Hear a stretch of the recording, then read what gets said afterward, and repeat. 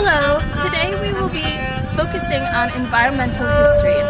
Environmental history is the study of human interaction with nature over time, looking at how nature influences human activities. Environmental historians study how humans shape their environment and how humans are shaped by their environment. Today, we will be talking about the progression of human interaction with nature within American history. Since this is a huge topic, we will narrow it by talking about the Northeast and the evolution of a needs-based relationship with the environment to one that encompasses leisure and recreation. When the colonists first came to what would be known as the 13 colonies, and later the United States of America, they were met with a very different landscape than what we see today. Violent storms, rocky shores, unfertile land, and mountainous terrain made it difficult to grow the crops and the same foods that they grew in Europe. Over time, they developed relations with native peoples and were able to cultivate crops to sustain their settlements. As more settlements grew, the need for land grew.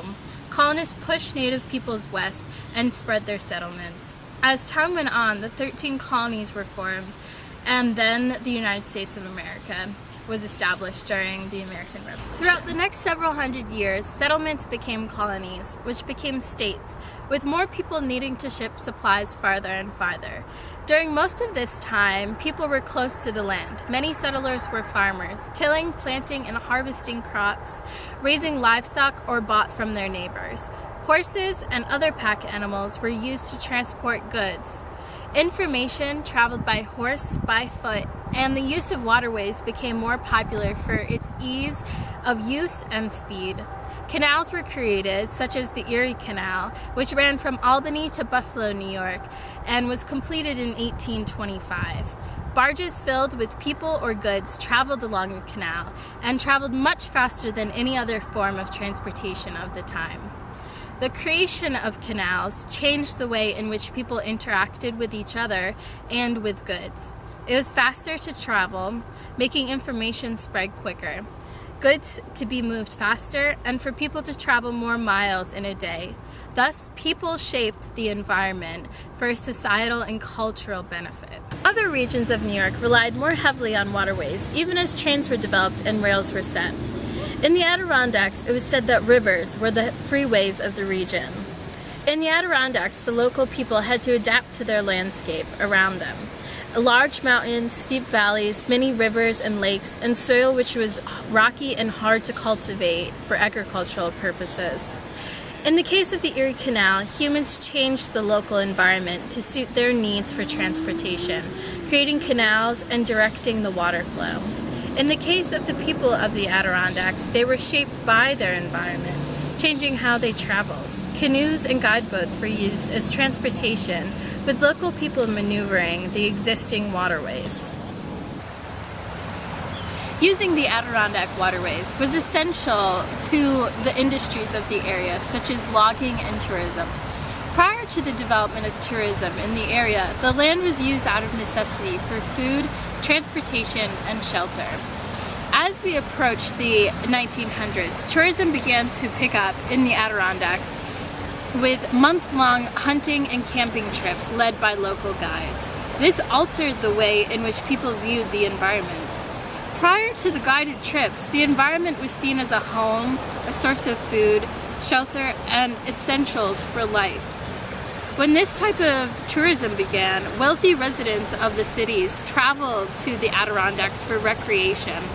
It became a source of leisure. As automobiles were developed and bought by families, a new activity called auto camping was created in the 1920s to the 1930s. Families would pile into their cars, drive to the Adirondacks for a weekend, hiking and canoeing for fun. Prior to these changes, hiking was a means to travel between towns, and canoeing was the main source of transportation throughout the region. As our country industrialized, the environment began to be seen as a source of recreation as opposed to a necessity. Today we view the environment as a source for natural resources, yet most of us are pretty removed from the environment of the past. new industries in the outdoor field, such as rafting companies, guiding companies, equipment companies like REI, LL Bean, Outdoor Research, and Black Diamond, were created to outfit outdoor enthusiasts.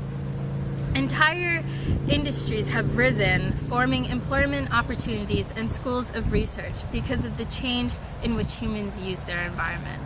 Even the creation of the National Park Service arose because of the desire to protect portions of the wilderness and our environment. The ways in which we use and view the environment have evolved over the course of history, from a focus on the cultivation of crops and using the land out of necessity to interaction with the environment through recreational use.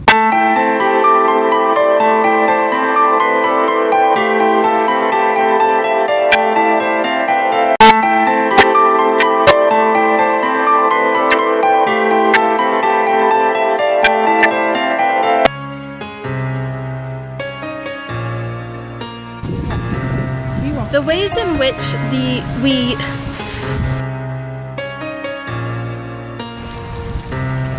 Prior to these changes, hiking was a means to travel between towns, and canoeing was the main source. Oh my god.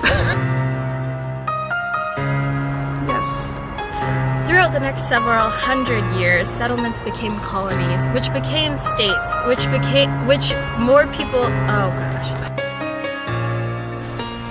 When colonists first came to what would be known as the 13 colonies, and later the United States of America, they were met with a very different... Hello! Today we are focusing on environmental history. Environmental history is the study of human interaction with nature over time, looking at how nature... Sorry.